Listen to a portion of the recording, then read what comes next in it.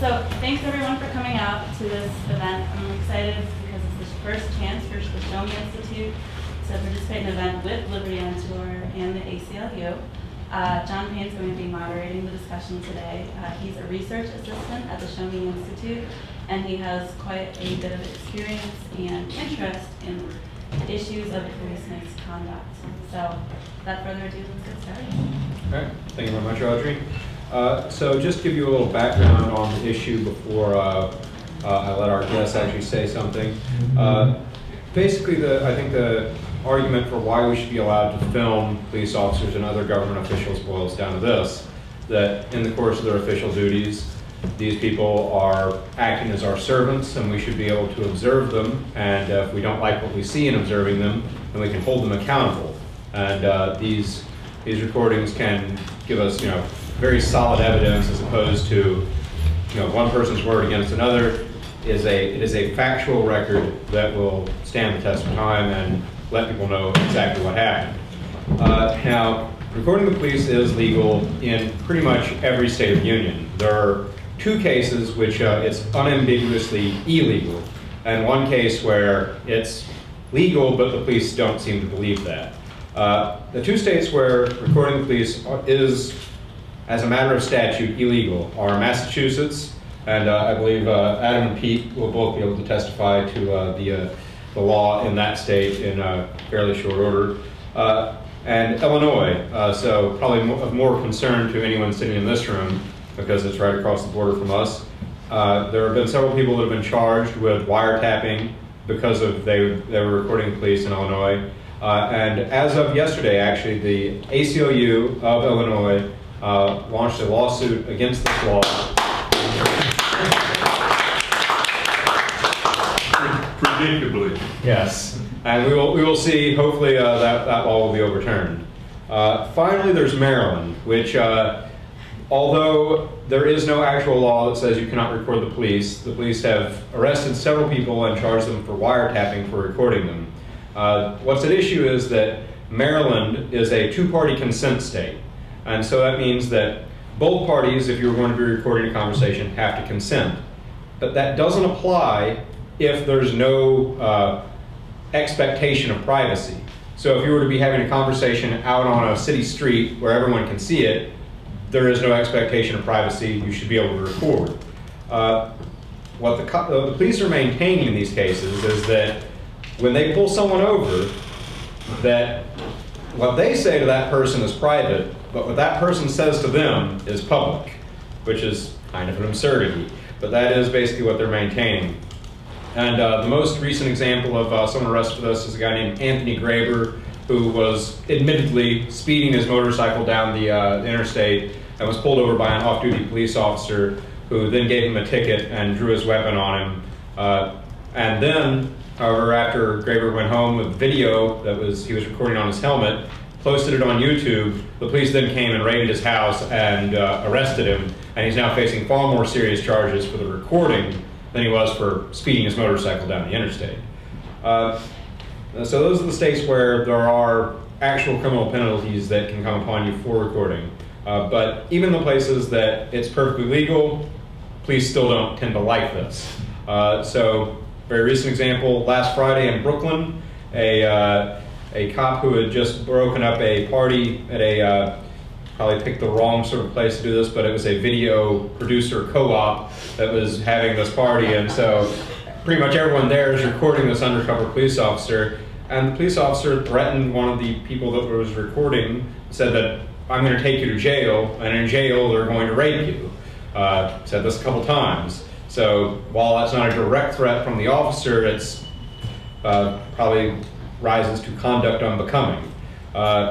And then more locally in Missouri, St. George, Missouri, case that probably a lot of you that are from this area are familiar with, a guy named Brett Darrow was severely harassed in a parking lot in St. George, Missouri, which is just down south of the city, very small community. And because of that and some other scandals that swept through St. George, their police department was actually disbanded over this. And now it's all done by the St. Louis County Police Department. So recording does seem to have some kind of impact, because when these things are brought to light, it can bring a lot of change. So let me introduce our first panelists then, Adam Mueller and Pete Eyre.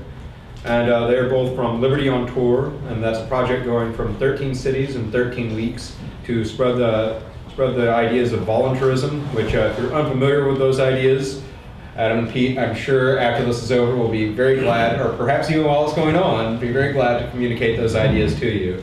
Adam is also a founder of Cop Block, an organization dedicated to watching the watchmen, as it were. And Pete occasionally or is currently working for the Future of Freedom Foundation, which advocates for individual liberty, free markets, private property rights, and limited government. Both Adam and Pete were part of the Motorhome Diaries project in 2009, and both of them have been arrested multiple times for filming the police. Their journey is being funded entirely through advertisements and donations, so I'd like to remind everyone that MARV, the Mobile Authority Resistance Vehicle, their RV, broke down last night, and there is a suggested donation of $5 to $10 to help pay for the repairs and keep them moving down the road to Denver. But with that, I turn it over to them.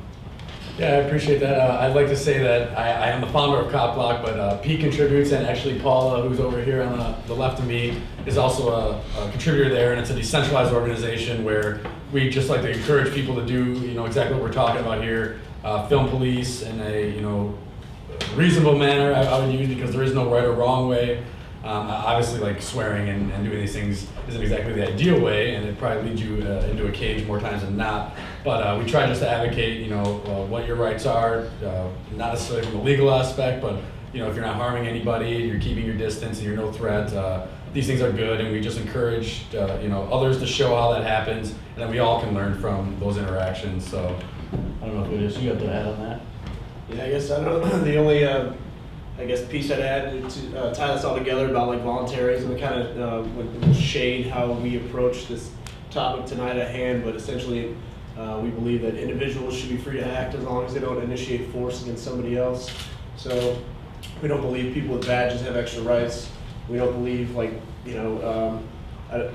as John mentioned, the video camera often sets is a record. It's a factual record, and most times today, in courtrooms, cops set the reality without that videotape. So, we just believe folks be free to act as long as they don't initiate force, and we believe every good or service could better be provided by the market, including the provision of law enforcement or peacekeeping. So, it should be an interesting conversation. All right, but before we go on, I'd just like to, could you guys recount briefly, at least the Greenfield arrest, if not also the incident in Mississippi, which occurred when you were still with Motorhome Diaries? Sure, I'll do Mississippi. Yeah, I'm sure a lot of people here know the story, but sure. For anyone who doesn't. Sure. Well, the two times Pete and I have been arrested together for filming police officers, one time was in Mississippi, like John just said, was during our last project, Motorhome Diaries. Essentially, we were just traveling up the road, like I-99 or 59. 57, yeah, we were going from New Orleans to Nashville. Yeah, so we were just traveling up through Mississippi. There was a deputy in the median, pretty much pulled us over for having paper license plates. The RV was recently purchased, so it had some cardboard tags from the DMV. The deputy stated that he had never seen those before in Mississippi, so he pulled us over. I'm not sure exactly, but I feel it was just a fishing expedition for the police. They just wanted to look in the RV, but as they asked us all to come out of the RV, I came out with a video camera. After separating us and talking to us individually, they came out and then told me I had to shut off the camera as the backup arrived. He said, get that effing camera out of my face.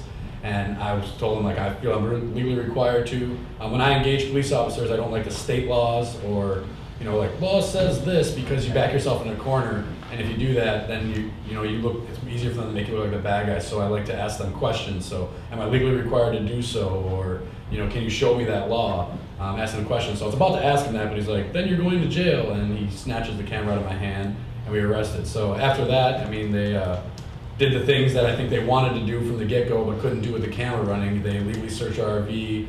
They illegally arrested myself. Our other colleague at the time was Jason Talley. He refused to show his identification. He wasn't a driver. He wasn't involved in the stop for any reasons. Supreme Court ruling says that you only have to ID yourself if you're suspected of a crime or any criminal activity. So he asked if we were under an investigation. They replied yes. He said, well, I don't choose to cooperate. And that includes providing your ID, which they then arrested him for resisting arrest. Pete, who was the driver and answered several of their questions, even more than he really needed to, was then arrested after an illegal search and seizure of the RV for possession of a beer in a dry county, a beer they found in the refrigerator, closed, and again on an illegal search. So it was a total hoorah, and from the minute they arrested me illegally, they just followed along the chain of breaking law after law to arrest us, and they knew that the camera had to go first, because if we had the camera, they wouldn't have been able to do those things, and they were convinced that we were maybe some drug smugglers or something of some sort, and all they wanted to do was get in the RV, because normally, even if they break these laws without a camera, and even though they like illegally search the RV, if there was a bunch of narcotics or illegally, whatever they deemed illegal, all these wrongdoings, would be overlooked. No one would really mind. So that's pretty much the gist of Mississippi. And we were filming a near real-time documentary, even though I advocate for filming police and public officials at all times. But that day, they, were on the side of a road, a public road. The police had no expectation of privacy. Mississippi isn't one of the states that's wrong in not allowing people to film their public servants. So, they just went down the line, arrested me and then everybody else. So that's the gist of that one. Yeah, and a couple things to add on to that real quick too. When we had our first court day last September for it, our lawyers who were all pro bono team, we got in contact with after this happened. They questioned the arresting officer and, why'd you arrest him? Was it for filming? And he said, no. And then he's like, wait, can you read this? And it was the report he had submitted when we were arrested, and it said like, Adam was arrested for filming it, Yeah, in his own words. Yeah. And an affidavit that he signed and got sworn into court, and then he had to backpedal because it's not illegal to film officials, but they still found me guilty, and we're still going through an appeals process. Yeah. And they deleted the footage for the camera. Which we Yeah, did that the as next well. day. But real quickly, the Greenfield arrest. On July 1st of this year, we were up in New Hampshire. We call New Hampshire our home base for the Free State Project. But we were one of our buddies got arrested. We were going down to Greenfield, Mass. to bail him out. Walked into the jail, the Franklin County Jail, filming. And initially, the guy behind the counter said, "Oh, you can't film." And we pointed out, well, there's nothing on the walls that said we can't film. There's stuff that said you can't use a cell phone. There's nothing in the pamphlet that said we couldn't film. And then we said, "You guys are filming us." We went back and forth for a while. Eventually, a supervisor walked by. We brought him up to speed. He said, "Just let them film, take their money, get their friend out of here." So then we had heard conflicting reports on the bail amount. So we said, "Well, we'll be right back. We'll get the money out." So we were gone for about 10 or 15 minutes. When we came back with the money, they told us we couldn't film, and we were like, "What just happened?" And Well, we were when we went to go get the money. There was we parked Marv a couple of blocks away, and we went to a grocery store to get the money. And on our way into that grocery store, a city cop pulled up and said, "Are you guys going back up to the jail?" And I said, "Yeah." And then he gets out of his car and he walks around. And he's like, "Are you guys filming me? Are you audio recording me?" And Pete says, "Well, are we under arrest or are we being detained?" And he said, "No." And he's like, "Are we free to go?" And he's like, "Yeah." And so we just turned around and left and walked into the store and then returned to the yeah. jail. So then when we went back to the jail, and they said, "Oh, you can't film." We said, "Well, what's changed?" We just left. And then pretty soon that the same officer, the city officer, Todd M. Dodge, showed up, and we had a conversation there. They purported that they were worried about the privacy of the other people in the lobby. We said, "Well, we're doing our best not to record them. They have no expectation of privacy when they come into your facility anyway. There's cameras everywhere." And but eventually we just said, "All right, we'll go outside on the sidewalk and talk." And then we were told we couldn't even film there. So we said, "Hey, first we could film here, then couldn't. Now we can film here, then can't." He's like, "We can go across the street and film." And we're like, "We just want to bail our friend out." So anyway, they said, "Well, if you don't stop filming, you're going to be arrested for trespassing." And they eventually arrested us. We were kept overnight again, and they charged us with felony wiretapping, and they searched the RV, which again was not even involved. And they, so we have a number of charges against us, but it's all ridiculous.